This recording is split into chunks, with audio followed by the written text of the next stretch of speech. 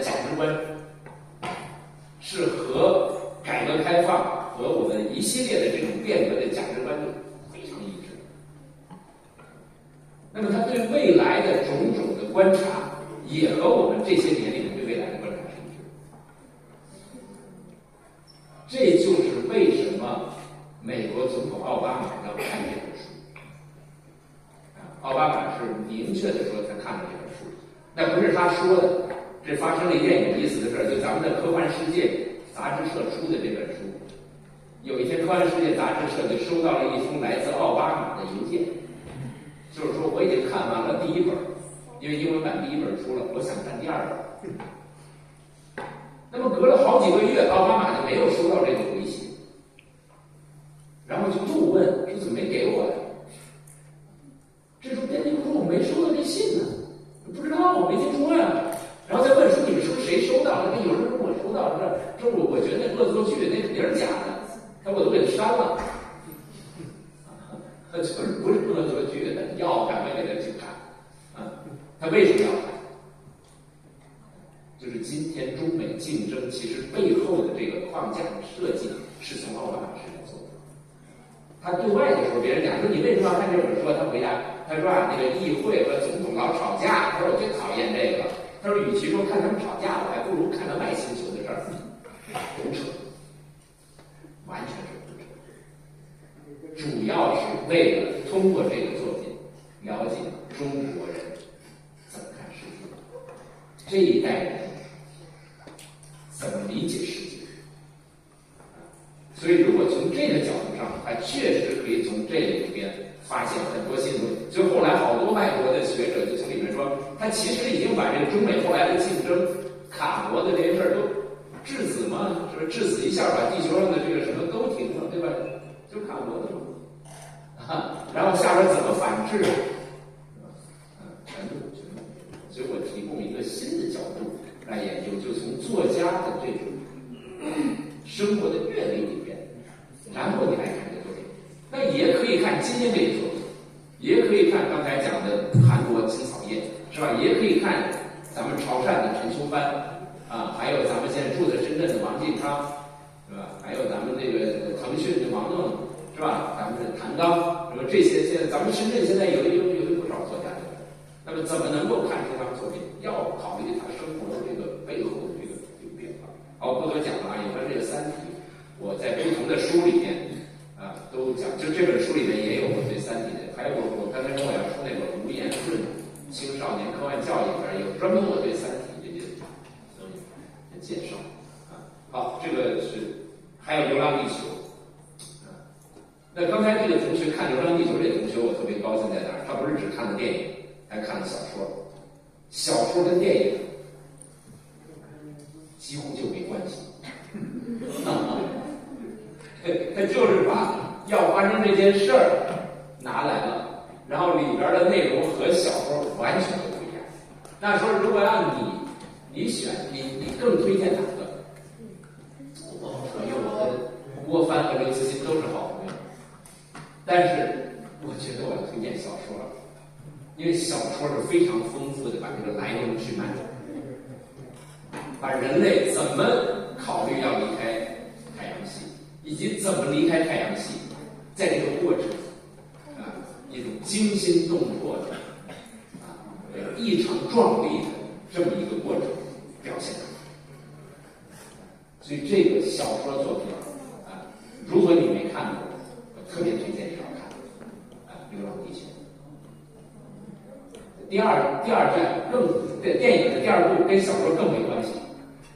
所以电影第三部我会，因为电影那个小说里根本就没有太空电梯那第三部因为我不知道故事是什么，我相信也是没关系第三部我再给大家透露，第三部实际上是2部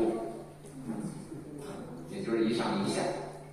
所以我不知道今年它是会只上就是明年春节是只上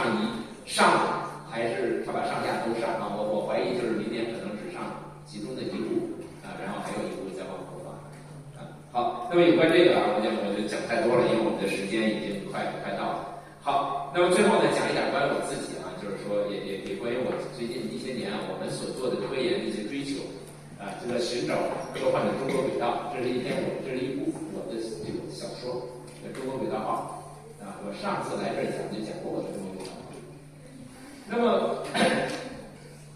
这个中国轨道号呢，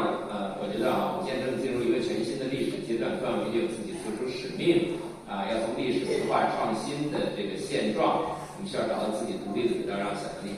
那这个小说呢，《中国轨道号》这个小说呢，是我隔了几十年又开始写作。我的最早的，刚才我讲过，最早的小说是1979年开始写的，后来我在第一本短篇集是1991年出版的。然后我的第一本长篇是1996年出版的，第二本长篇也就是我96年我就出版过2本长篇小说，后来就开始在高校教这个科幻课。一教科幻课呢，别人就说你好话，说你是一个科幻教师，说你是一个科幻学者。我就听了他们的好话，我就开始不写作了，我就开始搞这些什么研究什么的，就出这些书去了。后来有一个编辑就使劲找我，他说：“哎，吴老师，他说你还是一个作家呀，他说你应该写作。”哎呀，我说没时间写，而且这么长时间我已经不会写了。然后他来好几次，每年都来找我，一个安徽少年儿童出版社找我。最后我说后来我就想了个主意，因为我听我一个朋友就说你能把我过去的书都给我出一遍吗？你给我出一遍我就写。后来我就跟他说，我说我过去那些小说你再给我出一遍我就写。就他回去二话没说，就把我过去的书编了3本，就出了。出了以后呢，他拿着书再找我，他说：“吴老师，你看你说的这个条件我已经做了。”我那2本长篇也都得了奖，分别得了奖。最后我就没办法了，被他逼的，我就只好就是说好吧，那我就写了。那我一直在过去的10-20年里边，我一直想写一个长篇，就是写中国的载人航天。因为大家知道，中国载人航天有一段很有意思的历史，就是我们在1968年的时候就已经开始启动载人航天计划。1971年第一颗人造卫星才上天，也就是我们的火箭到1971年的时候才能把人造卫星那么大的东西打到天空中。但是从1968年，我们已经考虑怎么能把人送到太空，已经开始考虑航天员的这个选拔。第一批航天员都是选拔的这个歼击机的驾驶员。当时选了一批，每天给他们做训练，做那离心机什么做。这一段很有意思。后来因为我研究了8年，当时的那个宇宙飞船起的名叫曙光1号。你们现在到网上去查，能查着曙光1号的图纸，但是细节后来都没有公布而且过了8年以后，最后就把这个记录，因为当时没有钱技术上也不行，就把它取了。所以我一直想把这个东西写成小说。我想写一个，当时我就把这人打到天空中去，但是由于技术不足，就这人回不来。就像马斯克现在要去火星你就回不来。为什么？因为我们只有技术到那儿，没有技术回来。所以当时想，但一直没写出来。后来这个人找我就说你写吧。我想那好，我就把这个捡起来，我就来写。但是原来我是想写一个给成年人看的小说，一个很悲壮的一个故事。但是这个儿童出版社最后我就把这个事儿呢，就变成了一个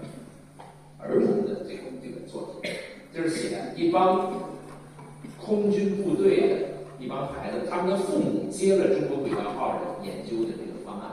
然后他们的父母在研究这个中国轨道号，然后这些孩子呢心里边知道，但是呢又不能说在他们这里面发生了什么故事。所以完全是70年代的一个1972年的春夏秋冬的一个故事。这个小说是我自己的回忆录，小说的主人公就叫小严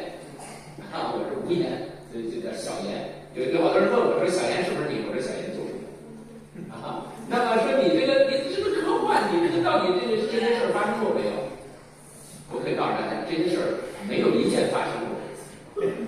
但是当我的朋友们、我的发小看这个故事的时候，他们都觉得这些事儿发生过。就是我是按照那时候可能发生的事儿的情况写的这本书，所以我特别推荐，如果跟我的年龄有类似的人还有一个就是今天的小朋友，你们都可以看这本书，会给你们非常不同的感觉我不讲这个书，但我尝试把一个中国过去发生的事情以及中国过去确实没有发生的故事，把它写出来。这个书到现在2020年出版，我已经得了20多个奖，就因为这本书，其实最高的得了全国优秀儿童奖，应该是儿童作品，全国优秀儿童奖中国科协的最佳科普奖，这个科技部的最佳的什么什么，我得了好多这个奖，所以我特别推荐这么一个。那么最近一些年呢，我也在研究，就是我们怎么能够从中国的角度提炼出对科幻文学的看法。比如说我们怎么从中国古代的机器人故事里边找到未来机器人的发展方向。从我们儒家思想、道家思想、佛家思想里面找到未来的人工智能的发展方向，这是我们最近。好，那么我想我就讲太多了啊。那么最后呢，我想说呢，就是说我们的时代需要想象力。今天我们进入到一个不确定的时代，在一个人工智能突飞猛进的时代，我们人类想要保持我们自己的独特性，就是要发扬自己的想象力那么我们需要更多的面向未来的科幻作品。所以我甚至提出来，我说应该搞一种未来文学也许将来我们在深圳，我们要打出一个新的牌子，不是科幻文学，我们叫未来文学。在座的所有的朋友不管你是大朋友还是小朋友，你是不是科幻迷我们会有一个新的起跑线要在这个起跑线上面，我们共同去探索未来来探索未来。好，那个今天的时间，我觉得已经就已经差不多了我想我讲过就讲到这儿下面是不是回答几个问题？对，下面的话就是我们的吴老师跟我们现场读者朋友1对1交流的时间。那今天